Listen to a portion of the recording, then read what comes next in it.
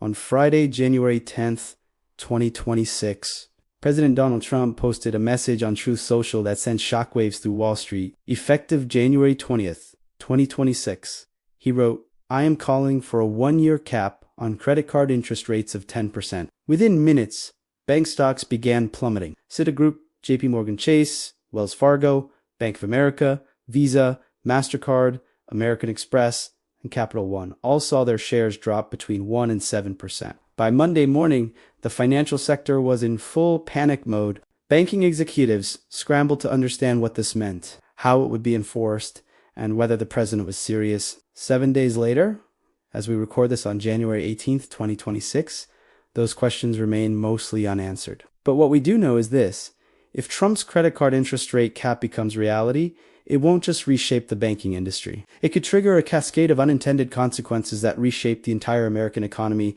and almost certainly not in the ways most people expect. This is Financial Playbooks, and today we re-dive in deep into the credit card cap proposal that has united Bernie Sanders and Josh Hawley, thrilled Elizabeth Warren and Alexandria Ocasio-Cortez, terrified Jamie Dimon and Brian Moynihan, and left most Americans wondering what it all means for their wallets. I'll break down exactly what Trump proposed, why banks are calling it devastating, what the actual economic impacts would be, who wins and who loses, and most importantly, what you need to do right now to protect yourself regardless of which way this battle resolves. Because whether this cap happens or not, the mere fact that it is being seriously discussed tells us something profound about where the American economy is heading. Let's start with understanding what currently exists and why Trump thinks it needs to change. The average credit card interest rate in the United States as of January 2026 is 19.64%, according to Bank. Some cards charge rates as high as 24% or even 30% for consumers with subprime credit scores. These rates have remained stubbornly high even as the Federal Reserve has cut its benchmark interest rate 3 times in 2025, bringing it down to a range of 3.5 to 3.75%. This disconnect has frustrated consumers and caught the attention of politicians across the political spectrum. Americans collectively owe $1.23 trillion in credit card debt as of the third quarter of 2025. According to Federal Reserve Bank of New York data, that's the highest level on record going back to 1999, and balances have been climbing as many Americans spent down the pandemic-era savings they had accumulated. Here's where the pain point emerges. About 61% of cardholders with credit card balances have been carrying that debt for at least a year, up from 53% in late 2024, according to a new Bankrate survey. These are people who are using credit cards as a convenient payment method that they pay off monthly. They're using them as ongoing loans at interest rates that would make a loan shark blush. If you're carrying a $10,000 balance at 24% interest and making minimum payments, you'll pay over $13,000 in interest charges over the life of that debt. The credit card has become, for millions of Americans, a trap they cannot escape. This is the affordability crisis Trump claims to be addressing. Trump's proposal is straightforward on the surface: cap credit card interest rates at 10% for 1 year. He stated that credit card companies not complying by January 20th, the second anniversary of his inauguration, would be in violation of the law. The problem, and this is where things get complicated, is that there currently is no such law. Trump has provided no details on how this cap would be implemented. Would it require Congress to pass legislation? Would he attempt an executive order? Would it apply to existing balances or only new purchases? Would it cover all credit cards or only certain types? These questions remain unanswered, which has left the banking industry, consumer advocates, and legal experts all scrambling to understand what exactly is being proposed. This isn't the first time politicians have floated credit card interest rate caps. Senator Bernie Sanders and Senator Josh Hawley introduced a bipartisan bill in February 2025 that would cap rates at 10% through 2031. Representativas Alexandria Ocasio-Cortez and Ana Paulina Luna introduced a similar House bill. None of these legislative efforts gained significant traction, facing opposition from banking, industry, lobbying, and concerns about unintended consequences. What makes Trump's January 2026 proposal different is that it comes from a president willing to use the bully pulpit, and perhaps executive action to force change, creating urgency that prior legislative efforts lacked. The banking industry's response has been swift, unified, and dire in its predictions. JP Morgan Chase Chief Financial Officer Jeremy Barnum said on the Bankcast January 14th earnings call that the cap would be devastating, stating that people will lose access to credit on a very, very extensive and broad basis, especially the people who need it the most. Ironically, Citigroup's outgoing CFO, Mark Mason, called it something the bank would not or could support, warning it would likely result in a significant slowdown in the economy. Bank of America CEO Brian Moynihan warned that if you bring the caps down, you're going to get restricted credit, meaning fewer people will get credit cards and the balance available to them will also be restricted. Wells Fargo CEO Charles Scharf agreed that while affordability is important, limiting rates isn't the right solution. The American Bankers Association, Bank Policy Institute, and Consumer Bankers Association issued a joint statement saying that evidence shows a 10% interest rate cap would reduce credit availability and be devastating for millions of American families and small business owners who rely on and value their credit cards. They argue it would drive consumers toward less regulated, more costly alternatives like payday loans and buy now, pay later programs. The industry's message is consistent. We want to help with affordability, but this approach will backfire catastrophically. Here's what the banks are really saying when you cut through the public relations language. Credit cards are one of the most profitable businesses in banking. Banks make money from credit cards in three primary ways. First, transaction fees charged to merchants, often called swipe fees, which generate over $150 billion annually industry-wide. Second, fees charged directly to consumers for things like annual fees, late payments, balance transfers, and foreign transactions, which generate billions more. Third, and most importantly for this discussion, interest charged on balances that consumers carry month to month. This interest income is enormous and highly profitable because the debt is unsecured. When a bank makes an auto loan or mortgage, there's collateral. If you default on your car loan, they repossess the car. If you default on your mortgage, they foreclose on the house. The bank has an asset to recover at least part of their loss. Credit cards have no such protection. If you default on credit card debt, the bank has no collateral to seize. The only recourse is selling the debt to collections agencies for pennies on the dollar or writing it off entirely. This unsecured nature is why credit card interest rates are so much higher than mortgage rates. Currently around 6 to 7% or auto loan rates around 5 to 8%. The interest rate reflects the risk. Banks segment their credit card customers into different risk categories. Prime customers with excellent credit scores above 720 might get cards with rates around 15 to 18%. Near-prime customers with scores in the 650 to 720 range might see rates of 80 to 22%. Subprime customers with scores below 650 often face rates of 24 to 30% or higher. This tiered pricing is how banks manage risk. They charge higher rates to customers who are statistically more likely to default, using the extra interest income from customers who do pay to offset losses from those who don't. This brings us to the core of the bank's argument against the cap. If you force all credit card rates down to 10%, you eliminate the ability to price for risk. A customer with a 520 credit score and a history of defaults becomes just as expensive to serve on an interest basis as a customer with an 800 credit score and perfect payment history. That 10% rate might be profitable for the high credit score customer, but would be a guaranteed money loser for the subprime customer once you factor in the expected default rate, the cost of funds, operational expenses, and fraud losses. The bank's rational response, they argue, is simply not to issue credit cards to higher risk customers. Why would they deliberately offer a product they know will lose money? This is where the predictions of reduced credit access come from. Industry estimates suggest that if a 10% cap were implemented, somewhere between 2/3 of current cardholders who carry balances to as many as 45 million Americans could see their credit lines reduced or eliminated entirely. The impact would fall disproportionately on the very people the policy is intended to help. Lower income Americans with subprime credit who are currently paying the highest interest rates, instead of getting relief from 24% rates, they would lose access to credit entirely under the bank's scenario. Consumer advocates and some economists push back hard on this narrative. Brian Shearer, Director of Competition and Regulatory Policy at the Vanderbilt Policy Accelerator, argues that banks are overstating the negative impacts to protect their enormous profits. His research found that a 10% cap on credit card rates could save Americans roughly $100 billion annually in interest charges. He contends that even with a 10% cap, credit cards would remain among the most profitable businesses in banking when you account for the $150 billion in annual swipe fees plus billions more in consumer fees that would remain untouched by an interest rate cap. The tens of billions in interest that would still be collected at 10% would be gravy on top of an already highly profitable business.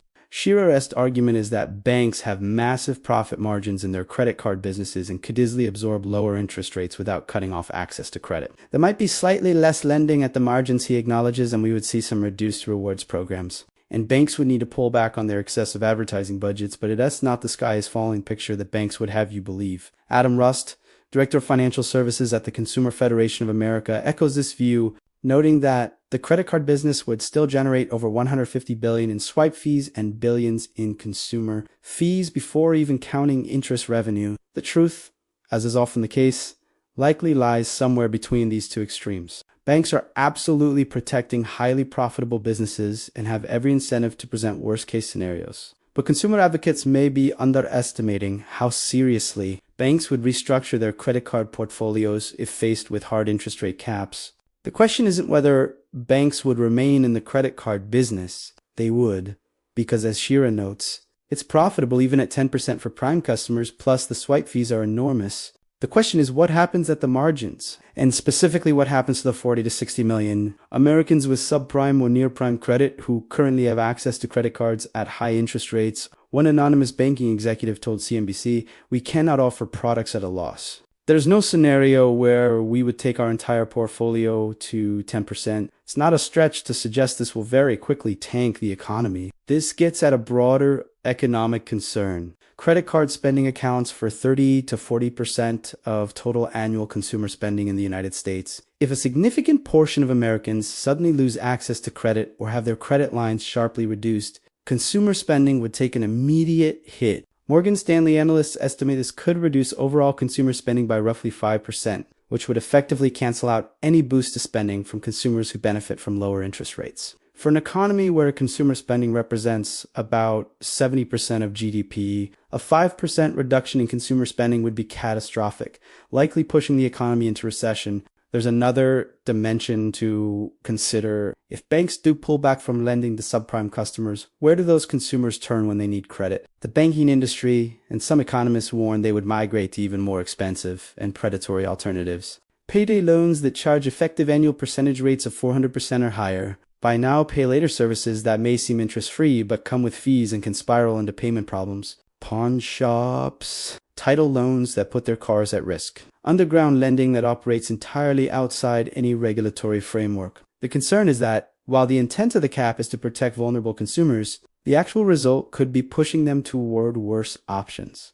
Consumer advocates counter that this migration to worse alternatives is overstated. They point out that credit cards are fundamentally different from payday loans and other predatory lending in important ways. Credit cards offer revolving credit that can be used anywhere, come with federal consumer protections under the Credit Card Accountability, Responsibility, and Disclosure Act of 2009, and are reported to credit bureaus, helping build credit history. Banks have invested enormous sums in credit card infrastructure, rewards programs, and brand building, walking away from tens of millions of customers to avoid offering 10% rates does unmake business sense when those customers are still generating swipe fee income and paying annual fees. The more likely outcome, advocates argue, is that banks would continue serving these customers but would sharply reduce or eliminate rewards programs, increase annual fees, and find other ways to make the business profitable at lower interest rates. This brings us to rewards programs, which could be among the first casualties of an interest rate cap. Credit card rewards have become increasingly generous over the past decade, with some cards offering 2% cash back on all purchases, 5% back on specific categories, valuable travel points, airport lounge access, and premium perks. These rewards are funded primarily by two sources: merchant swipe fees, and more importantly, interest charges on customers who carry balances. The industry essentially operates a transfer system where interest paid by people carrying debt subsidizes rewards earned by people who pay their balances in full each month. It has a regressive system where lower-income Americans paying high interest effectively subsidize benefits for higher income. Americans who use credit cards as convenient payment tools and pay no interest. If interest income were capped at 10%, banks would need to fund rewards programs almost entirely from swipe fees. This would require dramatically scaling back rewards across the board. Tiffany Funk, co-founder of Point Me, which helps consumers maximize credit card rewards, said that absent that interest revenue source, We would likely see banks raise annual fees dramatically or drastically reduce the value of their points and transfer programs. Some premium cards that currently charge $450 to $695 annual fees might see those fees double. Cards that offer generous rewards with no annual fee might disappear entirely, or see rewards cut to fractions of current levels. The era of lucrative credit card rewards could end abruptly. For the roughly 50% of credit card users who pay their balances in full each month and pay zero interest, this would be a significant negative outcome. They currently benefit from generous rewards funded by interest charges they don't pay. Under a cap scenario, they would see rewards disappear or shrink while gaining no benefit from lower interest rates they were paying anyway. Meanwhile, the 50% who do carry balances and pay interest would benefit from lower rates, but many would see reduced credit limits or account closures, partially or entirely offsetting the benefits of lower rates on whatever balances they're still allowed to carry. This creates a strange political dynamic where a policy intended to help struggling Americans might generate the most opposition from higher income consumers who benefit from the current rewards ecosystem. Let's talk about what would happen to bank profitability and stock prices if the cap were implemented. Analysts at Wells Fargo estimated that a 1-year 10% cap would reduce large bank earnings before tax by approximately 5 to 18% depending on the bank's credit card exposure. For banks with diversified business models like JP Chase or Bank of America, where credit cards are just one line of business alongside commercial banking, investment banking, wealth management, and other services, the hit would be painful but manageable. For companies that are almost exclusively focused on credit cards like Capital One and Synchrony Financial, the impact would be far more severe, potentially wiping out earnings entirely according to analyst estimates. This explains why Capital One's stock dropped more sharply than diversified banks when Trump made his announcement. KBW analysts Sanjay Sakrani and Chris McGrady noted that the drag on the economy from reduced consumer spending could also hurt airlines, retailers, and restaurants that benefit from credit card spending. These companies might need to raise prices to offset lost revenues, creating a secondary round of inflation pressures, ironically making affordability worse.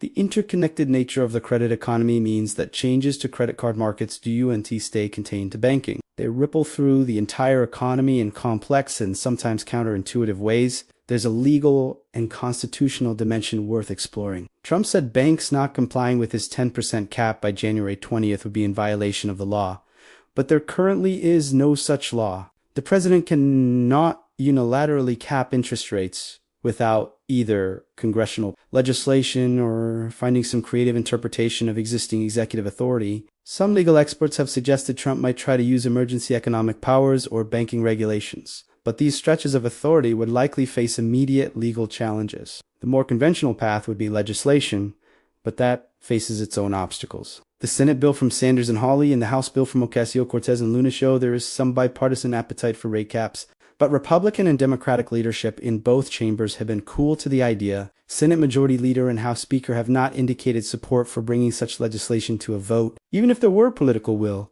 the legislative process takes time. Drafting a bill, committee hearings, debate, votes in both chambers, reconciling any differences, and sending it to the president for signature is a process measured in months, even when there is urgency and agreement. With divided opinions within both parties and the banking industry preparing to fight with all resources at its disposal, as JP Morgan CFO Jeffrey Barnum indicated, passage is far from guaranteed.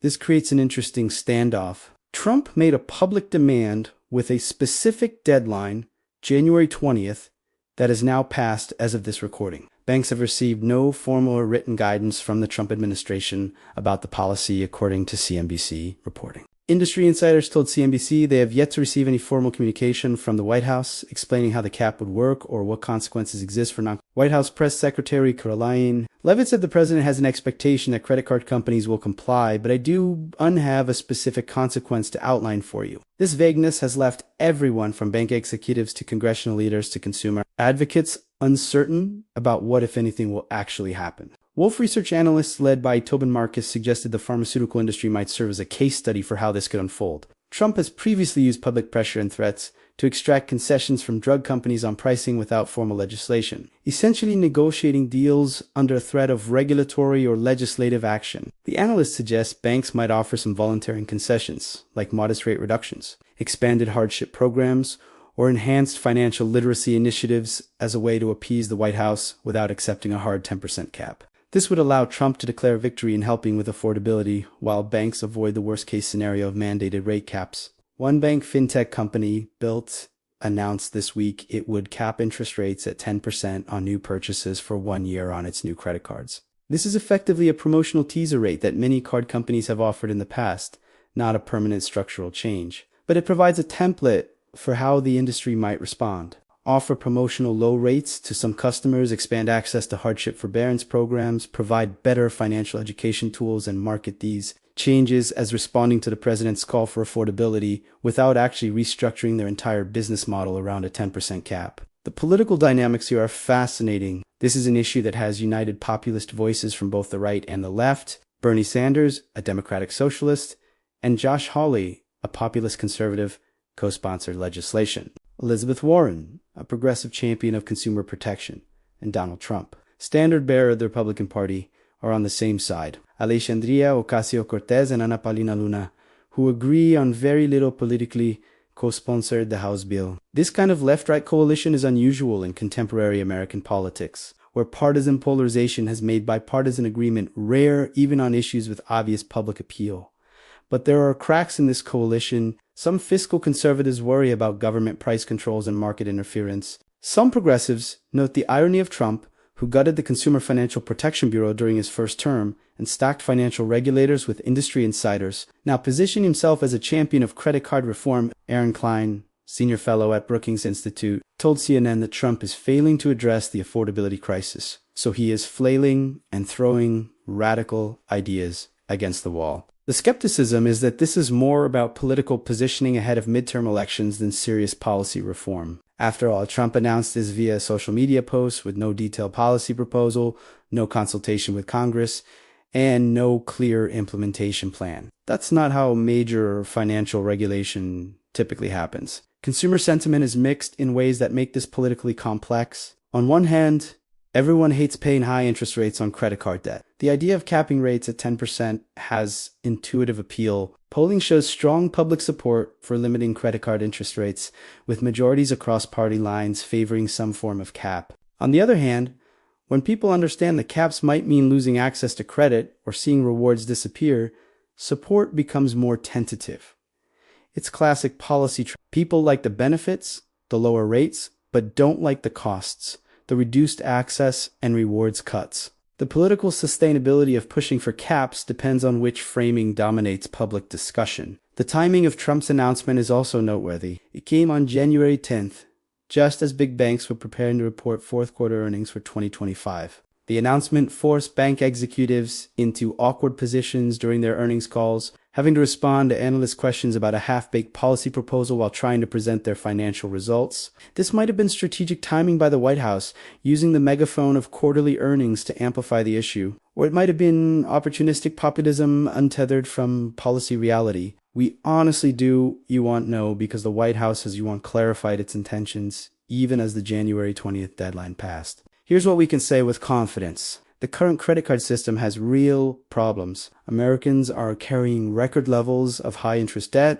Default rates have been climbing as pandemic savings are exhausted. Many people are trapped in cycles of minimum payments that barely touch principal while interest compounds. The gap between the Federal Reserve's policy rates and credit card interests, RATES, has widened to historically extreme levels. Something probably does need to change, and both parties recognize this politically, which explains the unusual coalition. But crude interest rate caps might not be the solution. The economics of credit card lending are real. Risk-based pricing serves a function. Unsecured lending to people with poor credit histories genuinely is riskier and more expensive than secured lending to prime borrowers. If you eliminate the ability to price for risk, you change lending behavior in ways that might hurt the intended beneficiaries. There are alternative approaches that might address affordability without the severe unintended consequences that banks warn about and that some economists consider plausible. One option would be enhanced disclosure requirements and cooling off periods. Currently, credit card offers often bury important terms in fine print.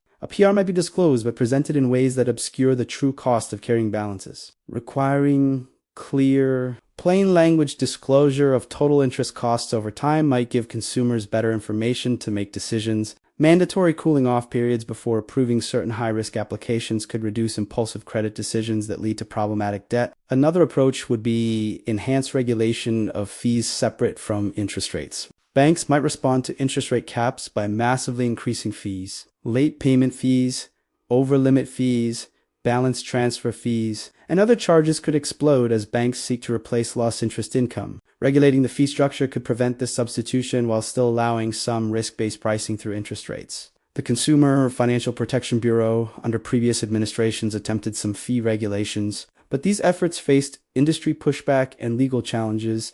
Expanding access to lower-cost alternatives like credit union credit cards or community development financial institution lending could provide competition that drives rates down organically. Credit unions typically charge lower rates than big banks, often several percentage points lower because they are member-owned cooperatives rather than profit-maximizing corporations. Promoting and expanding credit union alternatives might help without the disruptive effects of hard caps. Similarly, postal banking or public option credit programs could provide government-backed low-cost credit that competes with private offerings, putting downward pressure on rates through market competition rather than regulation. Financial literacy and education programs, while not solving the immediate problem of high rates, could help consumers make better borrowing decisions over time. Understanding the true cost of carrying balances, the power of compound interest, and strategies for paying down debt more effectively could reduce the volume of people trapped in high-interest debt spirals. This doesn't address predatory lending, but might reduce demand for the worst products if consumers have better information and alternatives. Bankruptcy reform is another angle. Current bankruptcy laws make credit card debt dischargeable in bankruptcy, but the process has become expensive and difficult, requiring legal fees many struggling Americans can't afford. Streamlining access to bankruptcy protection might give consumers meaningful threat points when negotiating with creditors, creating leverage that could drive better settlements and discourage the most predatory lending practices because lenders would know they face real consequences for extending unsustainable credit. The most ambitious approach would be creating a public credit registry system similar to what exists in some European countries. If credit history and scoring were managed through a public utility rather than private credit bureaus, and if there were standardized assessment criteria, it might reduce information asymmetries that allow some predatory lending, combined with right-to-credit provisions that require banks to serve all communities, not just wealthy ones. You could have a system that maintains risk-based pricing, but constrains it within tighter bounds. This would be a massive structural reform well beyond anything currently under discussion, but it illustrates that there are alternatives to crude interest rate caps. The challenge with all of these alternatives is they require actual policy work, legislative consensus, regulatory capacity, and sustained political will. Calling for a 10% cap on Truth Social is easy. Building a comprehensive financial reform package that addresses credit card affordability without causing broader economic harm is hard. It requires understanding the interconnected nature of credit markets, balancing competing interests, anticipating unintended consequences, and being willing to do the detailed, unglamorous work of policy design and implementation. Whether the Trump administration or Congress is prepared to do that work remains unclear. Let's talk about what you as an individual should do right now, given this uncertainty. If you're currently carrying credit card debt at high interest rates, there are immediate actions that make sense, regardless of whether rate caps are implemented.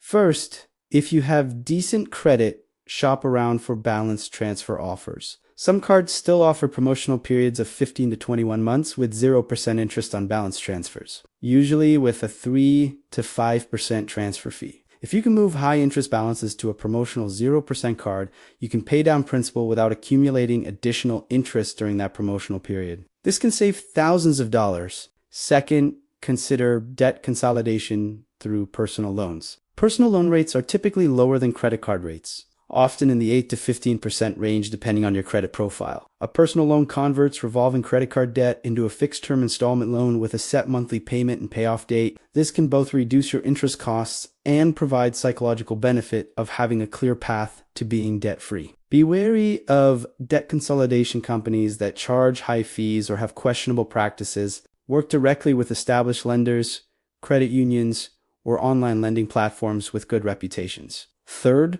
prioritize paying off highest interest rate debt first. This is called the avalanche method. List all your debts by interest rate and put any extra payment capacity toward the highest rate debt while making minimum payments on the others. Once the highest rate debt is eliminated, roll that payment amount into the next highest rate debt. This mathematically minimizes total interest paid. Some people prefer the snowball method, paying off smallest balances first for psychological wins. But the avalanche method saves more money when interest rates are your concern. Fourth, call your credit card companies and ask for rate reductions. This sounds simple, but many people don't try it. If you have a history of on-time payments and decent credit, issuers will sometimes lower your rate just because you asked, especially if you credibly suggest you might transfer the balance elsewhere. It doesn't always work, but when it does, it costs nothing but a phone call. You might get a few percentage points reduction that saves hundreds of dollars annually. Fifth, cut spending ruthlessly on non-essentials until high-interest debt is eliminated. Every dollar not spent on consumption is a dollar that can go toward debt payoff. And when you're paying 20+% interest, paying down debt isn't guaranteed 20+% return on your money. No investment can guarantee that return. Treat credit card debt payoff as your highest priority investment, because mathematically that's what it is. For people who don't currently carry credit card debt, there are different considerations. If you're someone who pays balances in full each month and maximizes rewards, be prepared for rewards programs to potentially decrease significantly whether or not rate caps are implemented. The writing is on the wall that the golden age of lucrative credit card rewards may be ending. Don't structure your finances around expectations of 2% cashback or valuable travel points continuing indefinitely. Use the rewards while they exist, but do you even count on them as permanent features of the financial landscape? Maintain good credit habits, because if there is a tightening of credit availability, having excellent credit will be even more important for maintaining access. Pay all bills on time. Keep credit utilization low, ideally below 30% of available limits. Maintain a mix of credit types and avoid applying for too much new credit in short periods.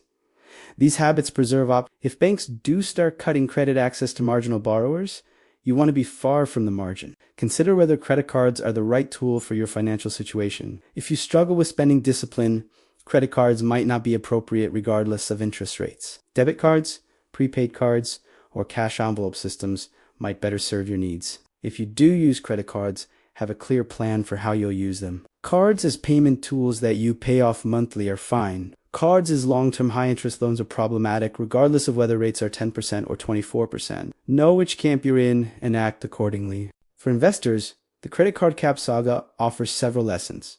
First, political risk in financial services is rising. The ERA, when banks could operate largely insulated from populist political pressure, is ending. Whether from the left or right, there's growing appetite for government intervention in financial markets to address perceived unfairness. This creates uncertainty that should factor into valuations of financial stocks. Banks with heavy credit card exposure or limited diversification face the most risk. Second, when policy debates like this emerge, take seriously both the political dynamics and the economic fundamentals. The fact that bank stocks dropped on Trump's announcement tells you markets believe there is some probability this happens or that concessions will be forced. But the fact that banks are fighting back vigorously tells you they view this as existential to highly profitable business lines. Watch how the negotiation unfolds, because compromise is likely somewhere between the extreme positions. Third, unintended consequences in financial regulation are common and should be anticipated. Whenever government intervenes in credit markets, whether with rate caps, underwriting requirements, fee limitations, or other rules, credit flows adjust in ways that regulators don't always expect. Sometimes the adjustments are worse than the problem being solved. This doesn't mean regulation is always bad, but it means policy design matters enormously. Simple solutions to complex problems often create new problems. Fourth, consumer financial stress is a real and growing issue that will drive policy responses. The fact that Trump felt political pressure to address credit card rates, that Sanders and Hawley found common ground, that this issue has unusual bipartisan resonance, tells you Americans are hurting financially. That financial stress will continue generating political demands for action, whether or not this specific proposal succeeds. The underlying drivers haven't changed. Wages haven't kept pace with cost of living. Savings are depleted. Debt has risen. These conditions will continue pressuring policymakers to do something, and that something might be crude and poorly designed in the urgency of political cycles. Fifth, the credit-dependent nature of American consumer spending creates vulnerabilities. If 30 to 40% of consumer spending flows through credit cards, and if disruptions to credit availability could reduce spending by 5%, that's an enormous economic risk that doesn't get enough attention. The economy has become reliant on American consumers using credit to maintain spending levels, and anything that disrupts credit flows has outsized economic impacts. This suggests fragility that could be exposed by credit market disruptions, whether from rate caps, recession, or other shocks. Looking ahead, several scenarios seem plausible. Scenario 1 is that nothing happens. Trump's announcement was political theater that fades as other issues dominate attention. Banks make no changes. Congress doesn't pass legislation. The White House moves on. This is possible, but seems unlikely given how much attention the issue has received and the political coalition that's formed around it. Scenario 2 is negotiated compromise. Banks voluntarily offer some rate reductions, expand hardship programs, improve disclosures, and market these as responding to affordability concerns. Trump and supporters declare victory. Banks avoid statutory rate caps. Everyone saves face. This seems most likely given historical precedent of how these battles typically resolve. Scenario 3 is legislative action that passes some form of rate cap. Either the 10% cap Trump calls for, or perhaps something higher like 15 or 18%, that is less economically disruptive but still represents reform. This would require unlikely congressional cooperation, but isn't impossible if political pressure builds. Scenario 4 is executive action that attempts to impose caps through regulatory means, triggering immediate legal battles that take years to resolve while creating massive uncertainty for the industry and consumers. This seems less likely given the dubious legal authority, but could be ruled out with an administration willing to test executive power. Regardless of which scenario unfolds, this episode reveals fault lines in American finance that aren't going away. The tension between financial industry profits and consumer financial well-being. The challenge of making credit accessible without making it predatory. The difficulty of regulating complex financial products without causing unintended harm. The political appeal of simple solutions to problems that resist simple solutions. These are enduring issues that will continue shaping policy debates. The credit card cap proposal, whether it succeeds or fails, whether it's serious policy or political posturing, has already achieved something significant. It's forced a national conversation about the cost of consumer credit, the profitability of banking, the trade-offs between access and affordability, and the proper role of government in financial markets. That conversation is valuable even if the specific proposal doesn't become law. It highlights problems that need addressing and forces stakeholders, banks, consumers, regulators, politicians to engage with questions they might prefer to avoid. Major changes in how consumer credit works, whether driven by Trump's proposal or other reforms, will have profound impacts on spending, saving, investing, and economic growth. Understanding these dynamics, anticipating the second and third order effects, and positioning yourself accordingly is what separates financial success from being caught flat-footed by policy changes you didn't see coming. This is a kind of analysis that helps you navigate not just what is happening, but what it means for your financial future.